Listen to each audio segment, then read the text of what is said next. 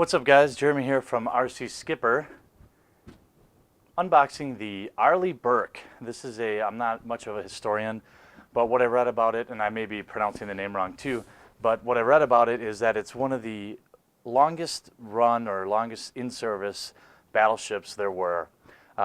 This thing was in service, I believe, from the early 90s to about 2005. I think the last one is decommissioned 2005, according to Wikipedia, I think. What this is a scale replica. This is a plug and play, so all you need is a receiver and a remote. So you could bind it to your DX3 or whatever you may have. This has got dual 390 motors, basically completely plug and play, super scale, so I'm going to get some close-up shots for you. And then the other thing is the only thing you need to worry about is adding counterweights, which is just under 5 pounds. Being new to boats, I didn't really know about that, so I was pretty interested to see how this thing looks. Sorry about the awkward unboxing, but this thing is ridiculously big. Whoop, almost took out a light. It's always fun. And let's see. You've got inside the instruction manual, which I will be taking advantage of. It's electric, obviously, plug and play. It's 43 inches long for those of you who are interested, 6 inches on the beam. This has got two 390 size motors, which may or may not be ready to be upgraded.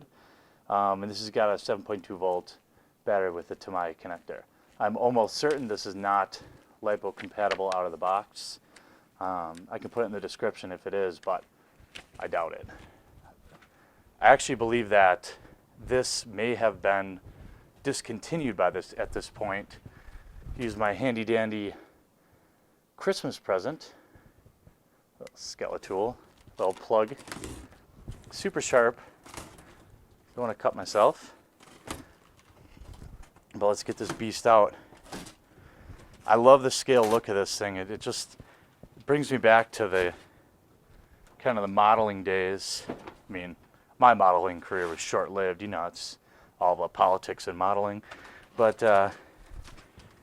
let's take her out of here. All right. Sorry about the angle here. We'll get this all cleaned up once I get everything freed from the box. We're borrowing the RC Nightmare set really right now because we're trying to work out some new, we got to decide what we want to do with the RC Skipper set. We've got some scale parts here. I'll set those off to the side for right now. And a big parts box. Oh, I see what we got going on here. Its own little box off to the side.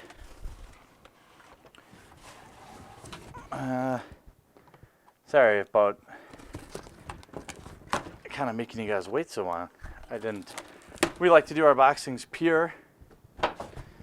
Sometimes they end up awkwardly long like this, but it's worth the wait. All right, so you've got your control tower there. You know, in its heyday, this thing had laser guided missiles and basically everything. Is one of the most powerful battleships out there. I think that's probably why it stayed in service as long as it did. All right, so let's see if we can get you a nice look at this thing here. As you can see right away, there's a lot of scale features on this boat. You've got dual props down below. It's all balsa on the inside, just like most RC boats.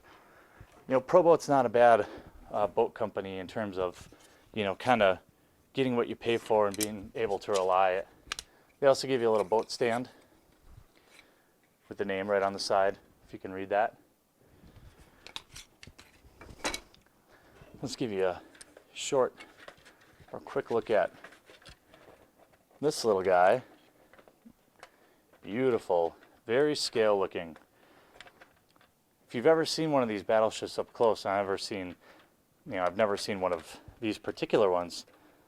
If you're into scale, this one's really really fun to look at. You know, it's not a speedster, wouldn't be. This is for somebody who really is into, you know, the scale look of boats. Might be why it got discontinued. Maybe there's not a huge market for that. You guys could tell me that. As you know, I'm pretty new to boats, you know, but we try to help everyone out in the RC Nightmare Network, and that includes boats. I'm just trying to get these twisty ties off.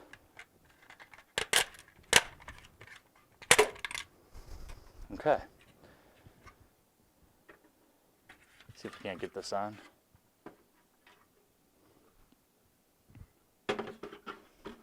Get a look at it with it on. How's that? Pretty intimidating. This boat is massive. I was happy to have my truck with me because I needed it. The would not have fit in my back seat, that's for sure. So it was kind of cool driving home with this thing in the back of the truck, kind of hanging out a little bit. Trying to take this apart here. I may cut this. I'll probably cut this part out just to make it a little easier on the viewers. You get another scale piece here. And I was able to get this at a great price because obviously it is discontinued, but you can still find them out there. And if you're into warships, at least in terms of hobby grade, without like a ton of customization, I mean, this is everything right here. You've got a whole box of scale accessories. I won't go through those now, but you've got everything here from lifeboats to looks like some scale custom stuff for the sides. You've got satellite dishes. You've got the guns. Oh, there's just tons and tons of scale stuff in here. Missiles, missile launchers. This thing's going to be awesome when it's all put together. There's no doubt about that. You've even got, I won't dig it out now, but a little helicopter on a helipad. What a fun rig. Now, in terms of electronics, like I said, you've got, if you can see, inside their dual, I'm sure they're brushed motors as I sweat all over it. The Proboat ESC, they've even got that kind of custom designed. Well, at least it's branded. And you've got your servo in the rear. I don't know much about it, but I like seeing that they've got the rudders. It does seem a little tough, to be honest with you. I think I see why. Looks like we just got to do a little bit of epoxying here. Yep. I don't know if that's a design defect, but if you can see that, I don't think so. On the close-up you will. The servo box needs to be epoxied in. I don't know if that happened in shipping, but that's undoubtedly why I got such a good deal on it. So I will give you guys some close-up, and hopefully once everything thaws out, we'll get you some real scale, cool-looking shoots on this boat. I'm actually really pumped. It's just so big. This is going to be cool. So that's the Arleigh Burke, hope I'm pronouncing that right, by Proboat. If you have any questions about it, post them up on down below. I'm going to be spending the rest of the night kind of getting to know this boat and obviously fixing whatever needs to get epoxied in there. And yeah, so post them up on down below or shoot over to our website at rcnightmare.com. Thanks.